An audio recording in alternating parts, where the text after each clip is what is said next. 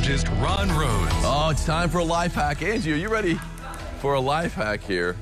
This is something that's kind of interesting. Do you know you can refill most printer cartridges? Have you ever tried to do that? No, I did not know that. I have tried that before.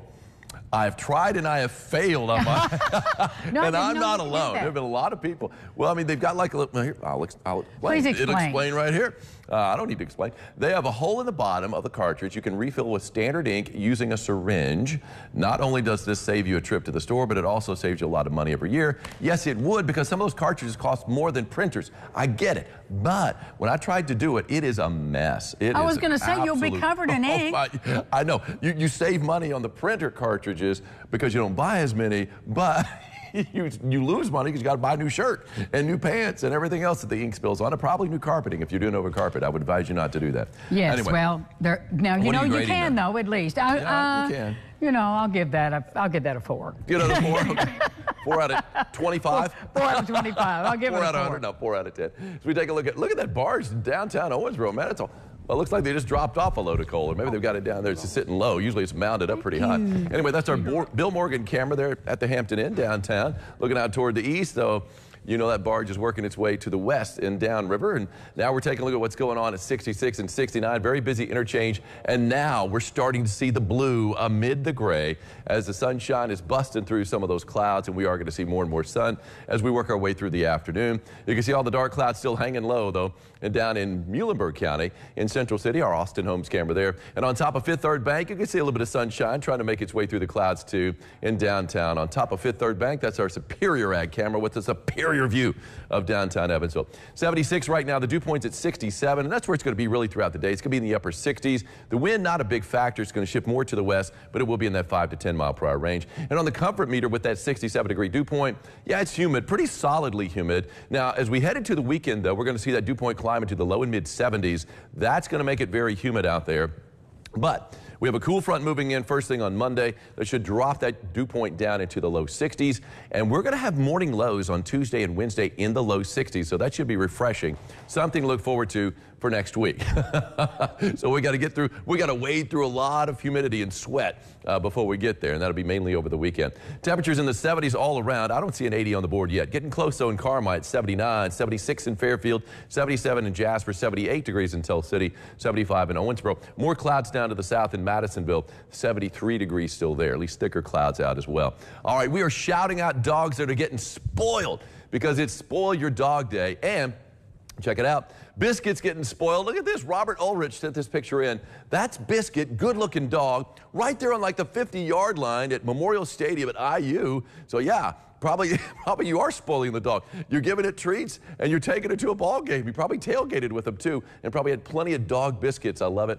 Robert, thank you so much for sending that picture in of Biscuit. And then you've got Little Girl and Sissy. They're the two dogs. That's Connie Howerton. She sends in so many wonderful pictures. She generally walks her dogs at sunrise and sunset. So we call them the daybreak dogs because she'll send us great pictures for daybreak. And I'll tell you what, the sun is rising later, and that's a little after 6 o'clock these days. Evansville time, 6:01 this morning. So yeah, it gets a little later, and the sun will be setting tonight at 10 till 8. So somewhere on the west side, I would imagine around 7:45, 8 o'clock, that's when we're going to see Connie walking her dogs again. So Connie, thank you for the picture there of your two girls. Live first warning Doppler radar just showing false returns. We did have a little mist and drizzle out earlier, nothing more than a few droplets. Now before daybreak, we had some accumulating rain, but it's been gone since then.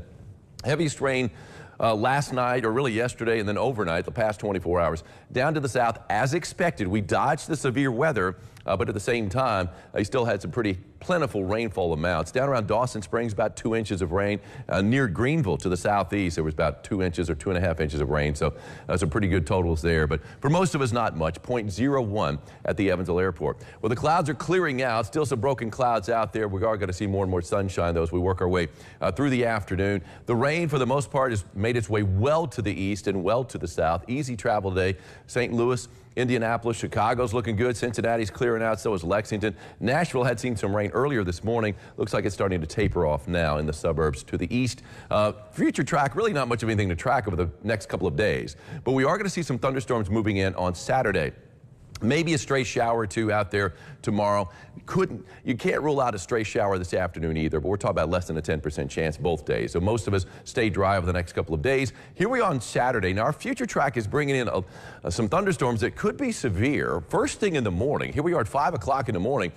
Saturday, and pushing that wave through by 8 o'clock, and then we're clearing out as we head into the afternoon. However, other guidance is indicating it being later in the day. Some guidance pushing it in around midday, late morning, early afternoon, others even later in the mid-afternoon. So anyway, regardless, there's a slight risk for severe weather for Saturday, even though the timing is still a little bit sketchy right now when we're going to get that main line through. But we've got all risks in play, but at the same time, the main threat is going to be damaging winds with those storms as they push in. But that'll be Saturday, not today. 84 degrees today as clouds give way to sunshine this afternoon. Could see a couple of droplets out there, nothing more than that. You're going to have some sweat dropping off your brow, though. It's going to be a little humid out there, but not very humid. But west wind at around 5 to 10 miles an hour, helping just a little bit. On the 3-degree guarantee, called for a high yesterday of 86.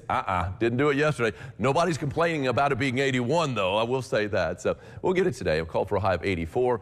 Banking on that sunshine to bust through the clouds this afternoon, and starting to do that right now. 88 degrees for a high tomorrow, 90 on Saturday, and again, a chance for some thunderstorms that could be severe. Very humid, too, over the weekend, both days. Dew points will be in the low to mid-70s, but we got a cool front moving in first thing on Monday. It's going to drop the temperature down, drop the humidity down as we head into midweek, and it's looking like a few storms out there first thing in the morning, but look at those highs will be in the low 80s. 60s, though. And those low 60s for lows. And once again, we are shouting out Jacob's grandparents, especially his Nana right there on your side.